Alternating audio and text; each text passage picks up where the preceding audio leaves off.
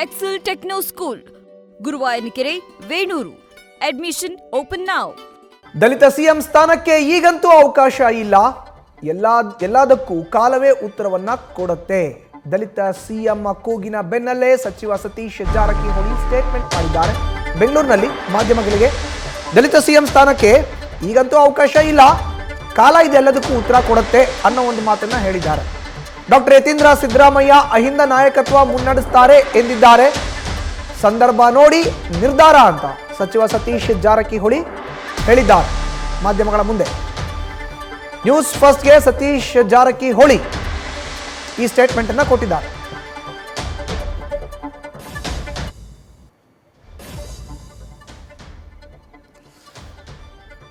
ಇನ್ನು ರಾಜ್ಯದಲ್ಲಿ ದಲಿತ ಸಿಎಂ ಸ್ಥಾನಕ್ಕೆ ಈಗಂತೂ ಅವಕಾಶ ಇಲ್ಲ, ಎಲ್ಲದಕ್ಕೂ ಕೂಡ ಕಾಲನೇ ಉತ್ತರ ಕೊಡಬೇಕಾಗತ್ತೆ ಅನ್ನೋ ಒಂದು ಮಾತನ್ನ ಸಚಿವ ಸತೀಶ್ ಜಾರಕಿಹೊಳಿ ಬೆಂಗಳೂರಿನಲ್ಲಿ ಹೇಳಿದ್ದಾರೆ. ಡಾಕ್ಟರ್ ಯತೀಂದ್ರ ಸಿದ್ದರಾಮಯ್ಯನವರು ಅಹಿಂದ ನಾಯಕತ್ವವನ್ನ ಜಾರಕಿಹೊಳಿ ಮುನ್ನಡೆಸ್ತಾರೆ ಅಂತ ಹೇಳಿದ್ದಾರೆ.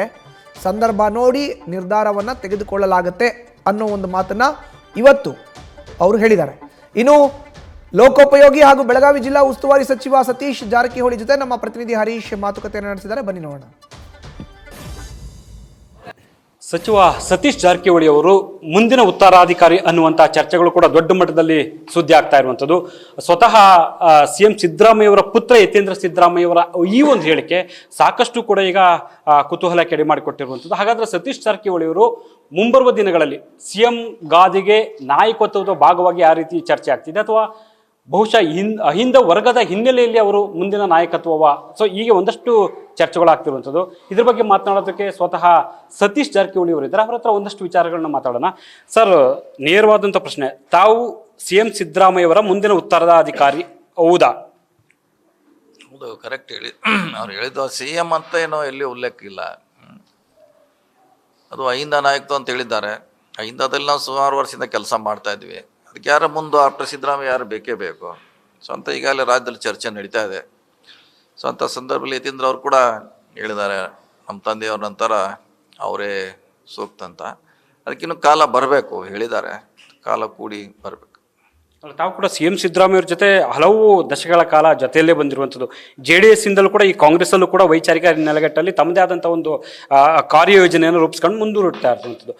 ಎಲ್ಲೊಂದು ಕಡೆ ಯತೀಂದ್ರ ಅವರು ಹೇಳಿರುವಂಥದ್ದು ಬಹುಶಃ ಭವಿಷ್ಯದ ಲೆಕ್ಕಾಚಾರದ ಭಾಗವಾಗಿ ಹೇಳಿದ್ದಾರಾ, ಹೇಗೆ ಅಂತ?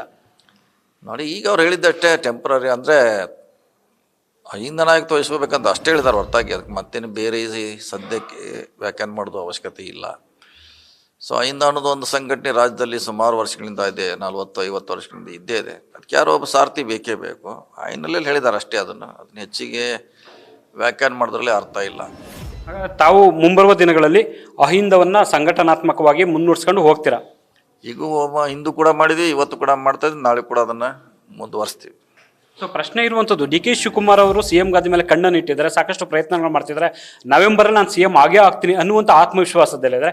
ಹಾಗಾಗಿ ಯತೀಂದ್ರ ಸಿದ್ದರಾಮಯ್ಯ ಅವರು ಈ ಸಂದರ್ಭದಲ್ಲಿ ಈ ಸನ್ನಿವೇಶದಲ್ಲಿ ಹೇಳಿರುವಂಥ ಹೇಳಿಕೆ ಸಾಕಷ್ಟು ಕೂಡ ಈಗ ಒಂದು ನಿಮ್ಮ ಹೆಸರು ಮುಂಚೂಣಿಗೆ ಬರೋಕ್ಕೆ ಕಾರಣ ಆಗಿದೆ. ನೋಡಿ, ಯತೀಂದ್ರ ಅವ್ರ ಹೇಳಿಕೆಗೆ ರಾಜಕೀಯಗೂ ಅವ್ರ ಹೇಳಿಕೆಗೂ ಸಂಬಂಧ ಇಲ್ಲ. ನಾನು ಸ್ಪಷ್ಟವಾಗಿ 3-4 ಸಾರಿ ಹೇಳಿದ್ದೀನಿ, ಅದು ಅಹಿಂದಕ್ಕೆ ಸೀಮಿತವಾಗಿರುವಂಥ ವಿಚಾರ ಅಷ್ಟೇ. ಸೊ ಒಂದು ಈಗ ನಾಯಕತ್ವ ಬದಲಾವಣೆ ಅನ್ನುವಂಥ ಚರ್ಚೆಗಳು ಸಾಕಷ್ಟು ವ್ಯಾಪಕವಾಗಿ ಆಗ್ತಿದೆ. ಆ ರೀತಿ ಸನ್ನಿವೇಶ ಸಂದರ್ಭಗಳು ಸೃಷ್ಟಿಯಾಗಿದೆ ಕಾಂಗ್ರೆಸ್ಸಲ್ಲಿ. ನೋಡಿ, ಅದಕ್ಕೆ ಹೈಕಮಾಂಡ್ ಸ್ಪಷ್ಟೀಕರಣ ಕೊಡಬೇಕಾಗ್ತದೆ. ಅವ್ರದ್ದು ಜವಾಬ್ದಾರಿ, ಅದು ನಮ್ದಲ್ಲ.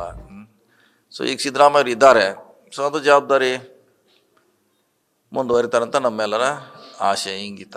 ಸೊ ಅದನ್ನು ಬಿಟ್ಟು ಹೆಚ್ಚಿಗೆ ಹೇಳಲಿಕ್ಕೆ ಆಗೋಲ್ಲ ರೀ. ಒಂದು ಈಗ ಸಿಎಂ ವಿಚಾರಕ್ಕೆ ಸಂಬಂಧಪಟ್ಟಂಗೆ MB ಪಾಟೀಲ್ ಅವರು ಒಂದು ಮಾತು ಹೇಳಿದ್ರು, ನಾಯಕತ್ವ ವಹಿಸ್ಕೊಳ್ಳೋದಕ್ಕೆ ಈಗ ಎಲ್ಲರೂ ಸಮರ್ಥರಿದ್ದಾರೆ, ಪರಮೇಶ್ವರ್ ಇದ್ದಾರೆ, ಸತೀಶ್ ಜಾರಕಿಹೊಳಿ ಅವರು ಇದ್ದಾರೆ, ಎಲ್ಲರೂ ಸಮರ್ಥರಿದ್ದಾರೆ ಅಂತ. ನೀವು ಕೂಡ 28 ಕ್ಲೈಮ್ ಮಾಡ್ಕೊಳ್ತೀವಿ ಅನ್ನುವಂಥ ಮಾತು ಹೇಳಿದ್ರ. ಸಂದರ್ಭ ಏನಾದರೂ ಬದಲಾದ್ರೆ ನೀವು ಅಂಥ ಸಂದರ್ಭದಲ್ಲಿ ನೀವು ರೆಡಿಯಾಗಿರ್ತೀರ, ಸಿದ್ಧರಾಗಿರ್ತೀರ ಮಾನಸಿಕವಾಗಿ? ನೋಡಿ, ಅಂಥ ಸಂದರ್ಭ ಯಾವುದೋ ಬರೋಲ್ಲ, ಸಿದ್ಧರಾಗೋ ಪ್ರಶ್ನೆ ಬರೋದಿಲ್ಲ. ಅಂಥ ಸಂದರ್ಭಕ್ಕೆ ಬರೋಲ್ಲ. ಈಗಿದ್ದಾರೆ, ಗಟ್ಟಿಯಾಗಿದ್ದಾರೆ, ಒಳ್ಳೆಯ ಸರ್ಕಾರ ಇದೆ, ನಡೀತಾ ಇದೆ. ಸೊ ಹೀಗಾಗಿ ಅಂಥ ಚರ್ಚೆ ಮಾಡೋದು ಅನಾವಶ್ಯಕ. ಅಂದರೆ ಸಿದ್ದರಾಮಯ್ಯವರು 5 ವರ್ಷ ಇದ್ದೇ ಇರ್ತಾರೆ ಅನ್ನುವಂತ ನೀವು ಹೇಳ್ತಿರೋದು? ಖಂಡಿತವಾಗಿ ಇದ್ದೇ ಇರ್ತಾರೆ, ಅದನ್ನ ಪ್ರಶ್ನೆ ಎಲ್ಲ ಚರ್ಚೆ ಮಾಡೋದು ಅನಾವಶ್ಯಕ ಈಗ. ಸೊ ಈ ಕಡೆ DK ಶಿವಕುಮಾರ್ ಅವರು ಕೂಡ ಪದೇ ಪದೇ ಡೆಲ್ಲಿಗೆ ಹೋಗ್ತಾರೆ, ನನಗೆ ಸಿಎಂ ಸ್ಥಾನ ಸಿಗಲೇಬೇಕು ಅನ್ನುವಂಥ ನಿಟ್ಟಲ್ಲಿ ಬಹಿರಂಗವಾಗಿ ಕೂಡ ಒಂದಷ್ಟು ಆಸೆ ಆಕಾಂಕ್ಷೆಗಳನ್ನ ವ್ಯಕ್ತಪಡಿಸಿದ್ದಾರೆ. ತಪ್ಪೇನಿಲ್ಲ, ಶಿವಕುಮಾರ್ ಅವ್ರು ಕೇಳಿದ್ರೆ ತಪ್ಪೇನಿಲ್ಲ, ಕೇಳ್ತಾರೆ, ಕ್ಲೇಮ್ ಮಾಡ್ತಾರೆ. ಹೈಕಮಾಂಡ್ ಮುಂದೆ ಹೇಳಿರ್ಬೋದು ಅವರು ನನ್ನ ಮಾಡಂತ, ಅದರಲ್ಲಿ ತಪ್ಪೇನಿಲ್ಲ. ಯಾಕಂದ್ರೆ ಅವರು ಕೂಡ ಚುನಾವಣೆಯಲ್ಲಿ ಸಾಕಷ್ಟು ತಮ್ಮದೇ ಅಂತ ಭಾಗವಹಿಸಿದ್ದಾರೆ, ಚುನಾವಣೆಯಲ್ಲಿ ಒಳ್ಳೆ ಕೆಲಸ ಮಾಡಿದ್ದಾರೆ. ಹೀಗಾಗಿ ಅದರಲ್ಲಿ ಕ್ಲೇಮ್ ಮಾಡೋಕ್ಕೂ ತಪ್ಪಂತ ಹೇಳಲಿಕ್ಕಾಗು. ಈಗ ಪರಮೇಶ್ವರ್ ಹೇಳ್ತಿದ್ರೆ ಮುನಿಯಪ್ಪರು CM ಆಗಲಿ ಸಂತೋಷ ಅನ್ನುವಂಥ ಮಾತು ಹೇಳಿದ್ದಾರೆ. ಮತ್ತು ದಲಿತರಿಗೆ ಒಂದು ಅವಕಾಶ ಸಿಗಬೇಕು ಅನ್ನುವಂಥ ಕೂಗುಗಳು ಕೂಡ ಆಗಾಗ್ಗೆ ವ್ಯಕ್ತ ಆಗ್ತಿರುತ್ತೆ. ನೋಡಿ, ಇದಕ್ಕೆಲ್ಲ ಕಾಲವೇ ಉತ್ತರ ಹೇಳ್ತದೆ. ಈಗ ನಾ ಹೇಳಲಿಕ್ಕಾಗೋಲ್ಲ, ನಾ ಅದು ಅಥಾರಿಟಿನೂ ಅಲ್ಲ. ಸೊ ಕಾಲಕ್ಕೆ ಎಲ್ಲರೂ ಕಾಯಬೇಕಷ್ಟೆ. ಕಾಲ ಬರುವವರೆಗೆ ನಾವೆಲ್ಲ ವೇಟ್ ಮಾಡೋಣ. ಸೊ ರಾಜ್ಯದಲ್ಲಿ ಆ ರೀತಿ ಬದಲಾವಣೆ ಸನ್ನಿವೇಶ ಏನಿಲ್ಲ ಅಂತೀರಾ ಸರ್? ನಮ್ಮ ದೃಷ್ಟಿಯಿಂದ ಯಾವುದೂ ಇಲ್ಲ, ಬಂದಾಗ ನೋಡೋಣ, ಅದ್ರ ಬಗ್ಗೆ ಹೇಳ್ತೀವಿ. ಮತ್ತು ಈಗ ಅನಾವಶ್ಯಕ ಹೇಳೋದ್ರಾಗ ಅರ್ಥ ಇಲ್ಲ. ಇದಿಷ್ಟು ಕೂಡ ಲೋಕೋಪಯೋಗಿ ಸಚಿವರು ಆಗಿರುವಂಥ ಸತೀಶ್ ಜಾರಕಿಹೊಳಿ ಅವರ ಸ್ಪಷ್ಟವಾದ ಮಾತುಗಳು. ಕ್ಯಾಮ್ರಾ ಪರ್ಸನ್ ರಘು ಜೊತೆ Harish Kakul, news first, Bengaluru. News first ನಿರ್ಭೀತಿಯಿಂದ ನಿಮ್ಮ ಪರವಾಗಿ.